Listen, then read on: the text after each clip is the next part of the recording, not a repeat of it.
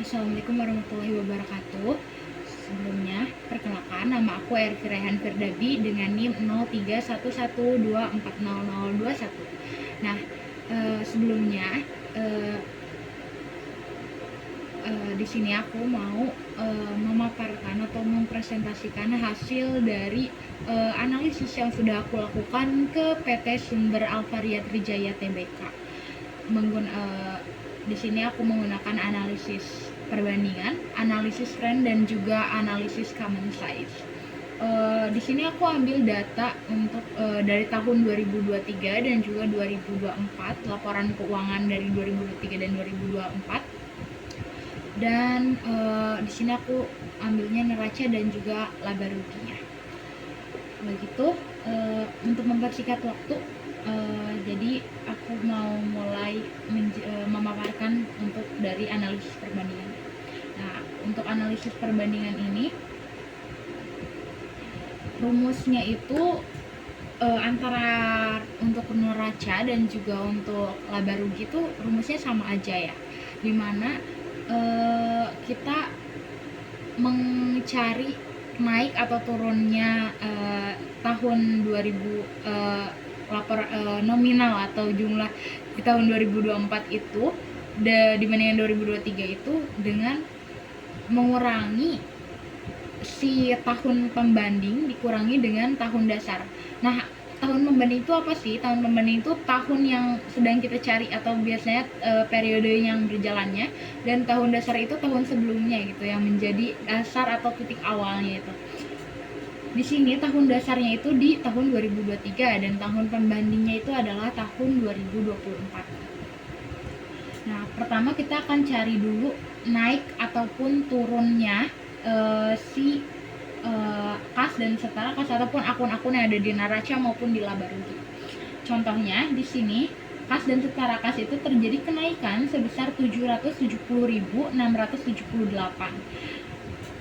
Itu hasil dari pada kas dan setara kas di tahun 2024 dikurangi dengan kas dan setara kas di tahun 2023. Nah, selain ada nominal naik turunnya, ada juga persentase dan rasio. Untuk cari persentase itu gimana? Untuk cari persentase itu rumusnya dari si hasil naik atau turun yang tadi udah kita temuin dibagi sama tahun dasar yang 2023 itu, lalu dikali 100. Itu nanti hasilnya jadi persentase naik atau turunnya di tahun 2024 itu. Contoh di sini ada yang di kas dan setara kas itu naik turunnya di 770.678 dibagi dengan tahun dasar yaitu 4.074.530, kemudian dikali 100 sehingga persentase kenaikannya itu adalah 18,91%. Lalu di sini ada juga rasio. Nah, kalau rasio ini cara mencarinya itu dengan tahun pembanding yaitu tahun 2024 dibagi dengan tahun dasar yaitu tahun 2023. Langsung aja. Di sini berarti yang tahun pembandingnya itu 4.845.208 dibagi dengan 4.074.530. Begitupun seterusnya. Nah, jadi di hasilnya di rasio kas dan setara kas itu di tahun 2024 itu adalah 1,19. Begitu juga untuk seluruh akun-akun yang ada di neraca. Kayak gitu juga. Sampai ke pasipa pun sama. Nah, kita akan menginterpretasikan ya hasil tadi analisis perbandingan untuk neraca Sumber Alvaria Trijaya Tbk ini. Pertama, di piutang usaha terjadi kenaikan signifikan piutang usaha dari pihak berelasi sebesar 2044 atau sekitar 121,96% yang menunjukkan adanya peningkatan transaksi penjualan secara kredit kepada pihak-pihak yang memiliki hubungan istimewa dengan entitas. Kemudian juga ada terjadi kenaikan piutang usaha dari pihak ketiga sebesar 425.596, sekitar 16,56%. Nah, kenaikan ini mengindikasikan piutang usaha dari pihak ketiga sebesar 425.596, sekitar 16,56%. Kenaikan ini mengindikasikan peningkatan volume penjualan secara kredit kepada pelanggan umum pada periode tersebut. Lalu juga ada interpretasi tentang persediaan neto, di mana terjadi kenaikan di persediaan neto tahun 2024 itu sebesar 1.980.799 atau sekitar 16,65% dari 10.094.023 menjadi 11.774.822. Nah, kenaikan ini biasanya itu disebabkan oleh peningkatan pembelian barang dagang atau bahan baku maupun perlambatan penjualan.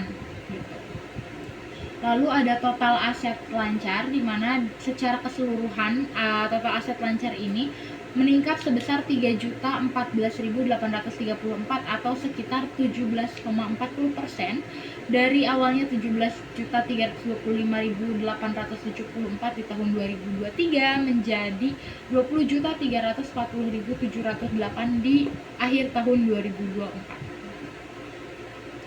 Selanjutnya ada aset hak guna neto. Di sini terjadi kenaikan sebesar 553.505 atau sekitar 7,65%.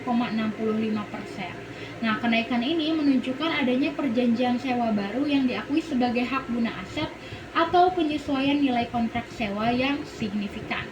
Lalu ada beban akrual, di mana terjadi kenaikan sebesar 315.276 atau sekitar 41,87% dari 753.061 menjadi 1.068.337. Nah, kenaikan ini disebabkan oleh meningkatnya beban yang telah diakui dalam laporan laba rugi namun belum dibayarkan secara kas, seperti utang gaji, utang beban, ataupun biaya bunga yang belum dibayar. Kemudian modal saham ditempatkan dan disetor penuh. Ini ya, nah pos ini itu nggak mengalami perubahan sama sekali. Jadi persentase kenaikan atau penurunannya itu 0% karena tidak berubah sama sekali dari tahun 2023 maupun ke tahun akhir tahun 2024. Nah, ini menunjukkan bahwa entitas ini nggak melakukan penerbitan saham baru atau maupun penarikan saham treasury stock selama periode 2024. Selanjutnya kita ke laba rugi. Nah, untuk dianalisis perbandingan ini, rumus antara neraca maupun laba rugi itu sama ya teman-teman. Jadi kayak masih untuk naik turunnya itu dari tahun pembanding dikurangi sama tahun dasar, terus juga untuk persentasenya itu dari naik turun dibagi sama tahun dasar dan juga dikali 100. Kemudian untuk rasio masih di tahun pembanding dibagi sama tahun dasar, kayak gitu. Kayak contohnya di sini pendapatan neto itu untuk naik turunnya dari 118.227.031 di tahun 2024 dikurangi sama tahun dasar yaitu 106.944.683, sehingga kenaikannya itu sebesar 11.282.348 dengan persentasenya 10,55% dan rasionya itu 1,11. Untuk semua akun di laba rugi juga sama kayak gitu perhitungannya. Lanjut kita ke interpretasi laba ruginya, di mana di sini pendapatan neto itu mengalami kenaikan sebesar 11.282.348 atau 10,55%. Nah, peningkatan yang solid ini menunjukkan adanya pertumbuhan volume penjualan atau kenaikan harga jual produk atau jasa. Kemudian ada beban penjualan dan distribusi, di mana mengalami kenaikan yang cukup signifikan nih, sebesar Rp2.316.175 atau 12,95%. Nah, peningkatan beban ini mengindikasikan adanya investasi lebih besar pada upaya pemasaran seperti maupun logistik atau komisi untuk mendukung kenaikan penjualan. Kemudian ada laba usaha, di sini mengalami penurunan sebesar Rp350.771 atau sekitar 7,92% nih penurunannya, akibat dari beban operasional yang naik lebih cepat daripada laba bruto, sehingga menunjukkan sinyal efisiensi operasional intinya itu menurun, di mana pertumbuhan penjualannya itu nggak cukup untuk mengcover atau menutup seluruh biaya atau percepatan kenaikan biaya operasional itu. Lalu ada pendapatan keuangan di mana di sini melonjak sebesar Rp33.912 atau sekitar 45,81%. Nah, ini peningkatannya merupakan kontributor positif yang berasal dari pendapatan bunga yang lebih tinggi ataupun peningkatan saldo kas maupun investasinya. Kemudian bagian atas laba atau rugi entitas asosiasi di mana mengalami perbaikan kinerja yang sangat signifikan, di mana posisinya berubah dari negatif menjadi positif, yaitu negatif awalnya rugi menjadi laba positif, di mana pada tahun 2023 itu kan mengalami posisi rugi ya sebesar 9.301. Lalu di tahun 2024 menjadi posisinya laba di 6.425, sehingga ada kenaikan sebesar Rp15.726 nih. Meskipun untuk persentasenya itu minus sebesar 169,08% secara matematis. Lalu ada laba periode berjalan. Yang pertama ada laba didistribusikan kepada pemilik entitas induk yang mengalami penurunan sebesar 255.550 atau 7,51%. Nah, penurunan ini mencerminkan berkurangnya bagian laba bersih yang menjadi hak pemegang saham utama perusahaan. Kemudian laba diatribusikan kepada kepentingan non pengendali juga turun sebesar 8.392 atau minus 10,44%, di mana penurunan persentase yang lebih besar ini dari 10,44% ini berbanding dengan 7,51%, yang mengindikasikan bahwa kinerja entitas anak yang dimiliki sebagian mengalami tekanan yang lebih signifikan. Nah, itu untuk analisis perbandingan ya. Seperti aku jelaskan tadi, aku tegaskan kembali kalau di analisis perbandingan ini untuk rumusnya itu sama, baik itu neraca maupun laba rugi, dimana rumusnya itu adalah untuk kita mencari tahu naik turunnya itu dari tahun pembandingnya itu dikurangi dengan tahun dasar. Lalu juga untuk mencari persentase naik atau turunnya itu dari hasil nominal naik atau turunnya itu dibagi dengan tahun dasar lalu dikali 100, dan untuk rasionya itu adalah tahun pembanding dibagi dengan tahun dasar. Begitu teman-teman. Selanjutnya, selain dari analisis perbandingan, kita juga akan menghitung untuk analisis tren. Ini untuk analisis tren sama seperti analisis perbandingan ya, dimana baik untuk neraca maupun laba rugi itu rumusnya sama gitu, nggak berbeda. Kita lanjut langsung aja ke sini, dimana untuk di rumus analisis tren ini ada rumusnya adalah tahun pembanding dibagi dengan tahun dasar lalu dikali 100. Ini kayak rumus rasio yang ada di analisis perbandingan tadi lalu dikalikan 100 gitu aja ya. Nah, seperti di sini kas dan setara kas itu kita cara menghitungnya adalah tahun pembanding yaitu 4.845.208 dibagi dengan 4.074.530 lalu dikalikan 100, sehingga hasil trennya itu adalah 118,91%. Begitu.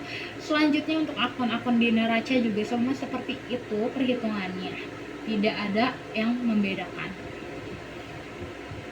baik itu aktiva maupun pasiva. Nah, ini interpretasinya. Pertama itu piutang usaha, di mana piutang usaha pada akhir tahun 2024 ini totalnya 339% dari piutang akhir tahun 2023. Lalu piutang akhir tahun 2024 ini naiknya itu sebesar 239% dibandingkan dengan piutang akhir tahun 2023, dan piutang akhir tahun 2024 ini lebih besar 239% dibandingkan dengan akhir tahun 2023. Lalu untuk persediaan neto itu sebesar 116,65 tapi dibulatkan menjadi 117%, sehingga akhir tahun 2024 itu sebesar 117% dibandingkan dengan persediaan neto akhir tahun 2023, dan juga naiknya sebesar 17% dibandingkan dengan akhir tahun persediaan neto akhir tahun 2023, dan lebih besar 17% juga tentunya. Lalu untuk total aset lancar itu persentasenya itu ada di 117,40. Jadi jika dibulatkan menjadi tetap sama 117 seperti persediaan yang tadi, di mana total aset lancar akhir tahun 2024 ini sebesar 117% dari total aset lancar di akhir tahun 2023. Jadi total aset lancar di akhir tahun 2024 ini naik sebesar 17% dan juga lebih besar 17% dibandingkan dengan total aset lancar di akhir tahun 2023 gitu. Kemudian ada aset hak guna neto di sini persentasenya di 107,65%. Jadi kalau dibulatkan ada di 108%. Nah, total aset hak guna neto akhir tahun 2024 ini sebesar 108% dari total aset hak guna neto akhir tahun 2023 dan juga 8% naik sebesar 8% dan lebih besar 8% lebih besar dari total aset hak guna neto di akhir tahun 2023. Untuk beban akrual ini kita persentasenya di 151,87% atau kalau kita bulatkan di 142%. Di mana beban akrual di akhir tahun 2024 ini sebesar 142% dari beban akrual akhir tahun 2023. Terus juga beban akrual akhir tahun 2024 ini naik sebesar 42% jika dibandingkan dengan beban akrual di akhir tahun 2023 dan berjumlah 42% lebih besar dari beban akrual akhir tahun 2023. Terus modal saham ditempatkan dan disetor penuh itu persentasenya sama 100%, di mana modal saham ditempatkan dan disetor penuh akhir tahun 2024 ini sebesar 100% dari total modal saham ditempatkan dan disetor penuh di akhir tahun 2023.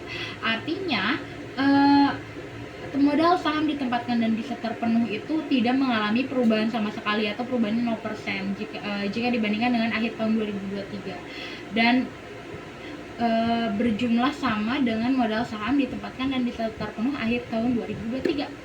Itu untuk analisis tren ya. Jadi untuk analisis tren dan analisis perbandingan rumusnya sama. Kita tegasin lagi ya. Untuk analisis tren ini cara perhitungannya itu adalah dari tahun pembanding dibagikan dengan tahun dasar dikali 100%. Begitupun untuk laba ruginya. Ini kita bisa lihat di sini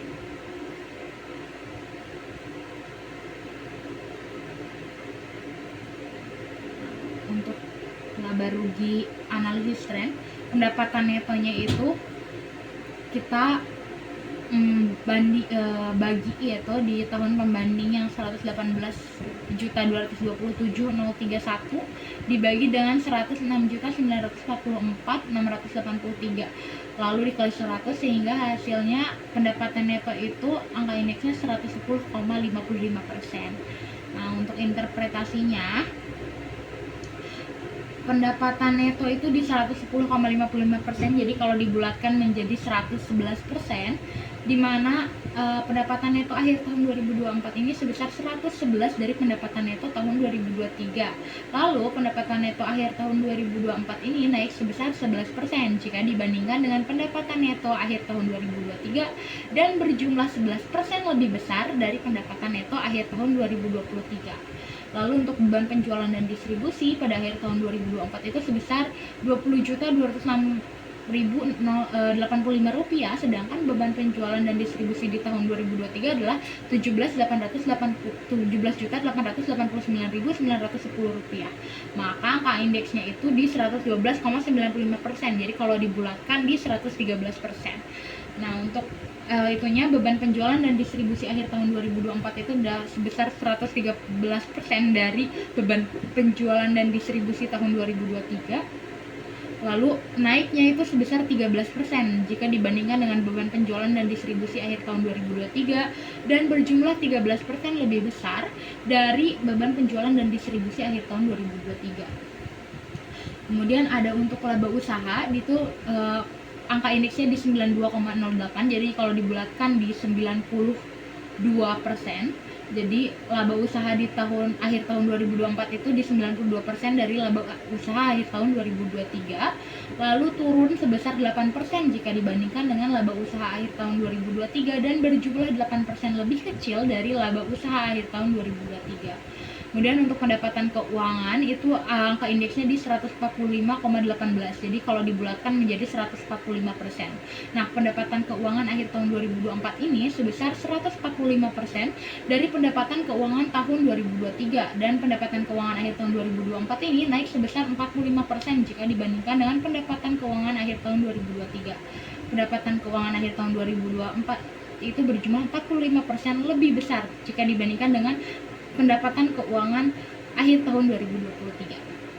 Lalu untuk bagian atas laba rugi entitas asosiasi pada akhir tahun 2024 itu di 69,08% ya minusnya, jadi di 69% kalau kita bulatin. Nah, untuk bagian atas laba rugi entitas asosiasi akhir tahun 2024 ini minus 69% dari bagian atas laba rugi entitas asosiasi akhir tahun 2023, dan juga turunnya sebesar 31% jika dibandingkan dengan bagian atas laba rugi entitas asosiasi akhir tahun 2023, dan berjumlah 31% lebih kecil dari bagian atas laba rugi entitas asosiasi akhir tahun 2023. Lalu untuk laba periode berjalan kan ada dua, laba diatribusikan kepada pemilik entitas itu persentasenya di 92%.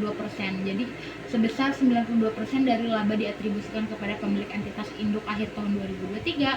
Terus juga laba diatribusikan kepada pemilik entitas induk akhir tahun 2024 itu turun sebesar 8%, dan juga berjumlah 8% lebih kecil jika dibandingkan dari laba diatribusikan kepada pemilik entitas induk akhir tahun 2023. Untuk yang kepada kepentingan non pengendali itu persentasenya di 89,56, kalau kita bulatin jadi 90%. Jadi laba diatribusikan kepada kepentingan pengendali akhir tahun 2024 ini sebesar 90% dari laba diatribusikan kepada kepentingan non pengendali akhir tahun 2023, dan laba diatribusikan kepada kepentingan non pengendali itu turunnya 10% jika dibandingkan dengan laba diatribusikan kepada kepentingan non pengendali akhir tahun 2023, dan berjumlah 10% lebih kecil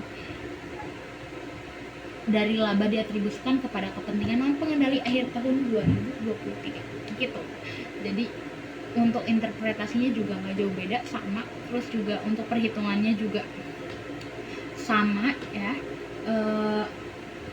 dimana tahun pembanding dibagi tahun dasar lalu juga dikali 100 gitu. Itu untuk analisis tren. Selanjutnya kita akan melihat analisis common size, dimana menurut aku analisis common size ini dia beda sendiri, dimana kalau yang tadi analisis perbandingan terus juga analisis tren itu kan baik neraca maupun laba ruginya itu rumusnya sama ya. Kalau di analisis common size itu dia neraca dan juga laba rugi itu punya rumus yang berbeda.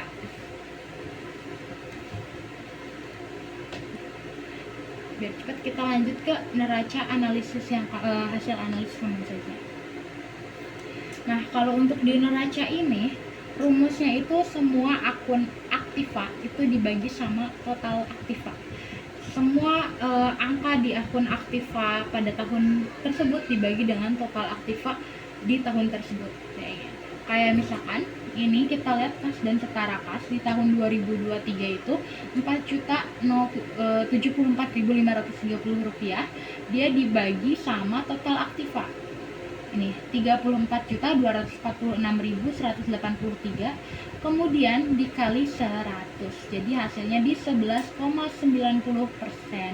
Begitupun yang tahun 2024, begitupun dengan akun-akun aktiva lainnya.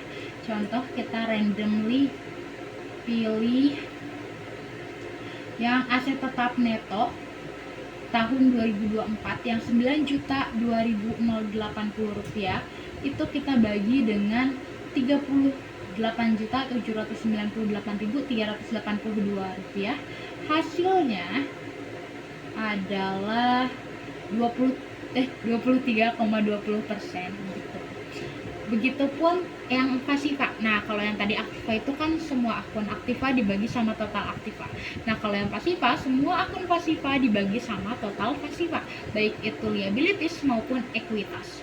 Contoh di sini untuk utang bank jangka pendek di tahun 2023 itu ada 62.792 dibagi dengan total pasifa 34.246.183. Nah, jadi hasilnya itu di 0,18%. Lalu contoh di ekuitas yang 415.245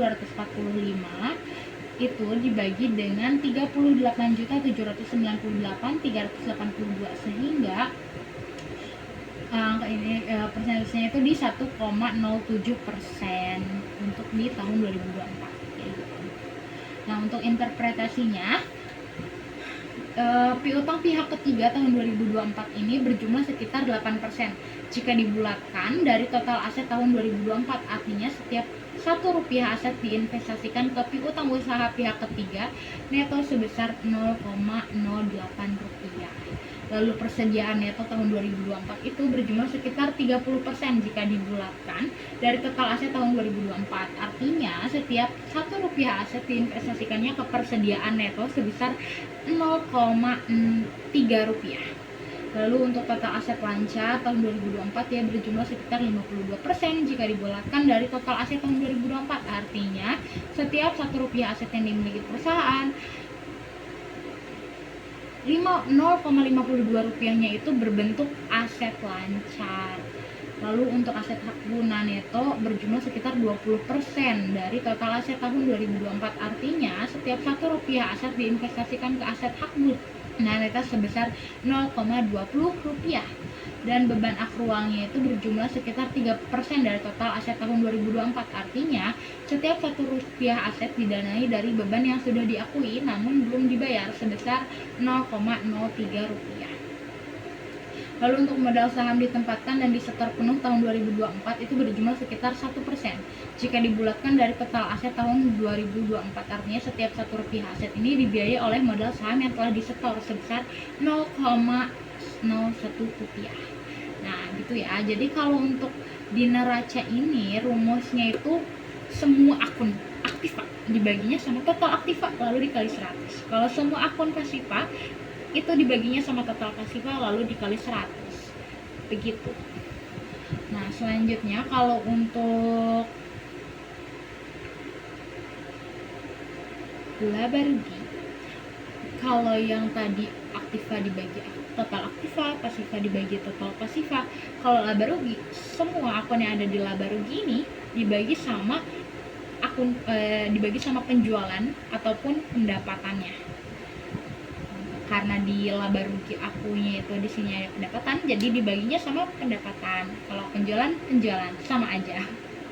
Lalu dikali 100, gak jauh beda sebenarnya sama yang neraca yang tadi, cuma beda nama akun aja. Nah, di sini pendapatan neto 106.944.683 ini dibagi sama akun pendapatannya lagi karena dia adalah akun pembaginya, jadi 100%. Itu. Lalu misalkan di akun ini keuntungan atau kerugian neto instrumen utang yang diukur pada nilai wajar melalui penghasilan. Ini ada 175 dibagi sama 118.227.031. Jadi hasilnya itu di 0,00% karena sangat kecil angkanya. Ini sebenarnya kalau misalkan kita mau tambahin angka 0 yang kayak nggak di 0 di belakangnya nggak dihilangin, itu ada angkanya, cuma sangat kecil gitu. Jadi kalau dibulatkan ya 0 gitu. Yang akun-akun yang lainnya juga sama. Pokoknya semua akun laba rugi di tahun tersebut dibagi sama pendapatan ataupun penjualan di tahun tersebut lalu dikalikan 100. Untuk interpretasinya di sini ada pendapatan neto itu 100% persentasenya. Artinya pendapatan ini menjadi dasar perhitungan seperti yang aku bilang tadi, dia dibaginya sama pendapatan atau penjualan. Seluruh komponen lain dibandingkan terhadap total pendapatan sebesar Rp1. Lalu, beban penjualan dan distribusi tahun 2024 berjumlah sekitar 17% jika dibulatkan dari pendapatan. Dengan kata lain, setiap Rp1 dari pendapatan itu memerlukan biaya penjualan dan distribusinya itu sebesar Rp0,17. Lalu, laba usaha tahun 2024 ini berjumlah sekitar 3% jika dibulatkan dari pendapatan. Dengan kata lain, setiap Rp1 pendapatan menghasilkan laba usaha sebesar Rp0,03. Lalu pendapatan keuangan tahun 2024 ini berjumlah sekitar 0% karena dibulatkan ke persentase penuh dari pendapatan. Dengan kata lain, setiap Rp1 pendapatan neto yang diterima, pendapatan keuangan itu hanya menyumbang kurang dari Rp0,001. Persentasenya di 0,092%. Lalu bagian atas laba rugi entitas itu berjumlah sekitar 0% jika dibulatkan ke persentase penuh dari pendapatan. Dengan kata lain, setiap Rp1 pendapatan neto yang diterima itu kontribusi laba dari entitas asosiasinya itu sangat kecil, yaitu kurang dari Rp0,0001. Lalu laba periode berjalan yang dapat diatribusikan itu pertama laba diatribusikan ke pemilik entitas induk berjumlah 3% kalau dibulatkan dari pendapatan. Neto tahun 2024 artinya setiap Rp1 pendapatan neto, bagian laba yang menjadi hak pemegang saham utama adalah sebesar Rp0,03. Lalu laba yang diatribusikan ke kepentingan non pengendali tahun 2024 itu berjumlah 0% jika dibulatkan ke persentase penuh dari pendapatan neto tahun 2024. Artinya dari setiap Rp1 pendapatan neto, kontribusi untuk kepentingan non pengendali itu sangat kecil, yaitu kurang dari Rp0,001. Nah, itu untuk analisis common size. Jadi yang tadi kita udah bahas itu ada analisis perbandingan, ada analisis tren, dan juga ada analisis common size. Untuk analisis perbandingan tadi rumusnya itu ada naik turun, terus juga ada persentase naik turunnya, ada rasio. Kemudian untuk analisis tren itu tadi rumusnya tahun pembanding dibagi tahun dasar lalu dikali 100. Untuk common size tadi ada yang dibagi sama total aktiva, lalu dibagi total pasiva, dan juga dibagi sama total penjualan ataupun pendapatan. Kayak gitu. Mungkin cukup sekian yang bisa saya sampaikan untuk hasil analisis yang sudah saya lakukan ke PT Sumber Alvaria Trijaya Tbk ini. Mohon maaf apabila ada kesalahan dan juga kekurangan kata. Sekian, wassalamualaikum warahmatullahi wabarakatuh.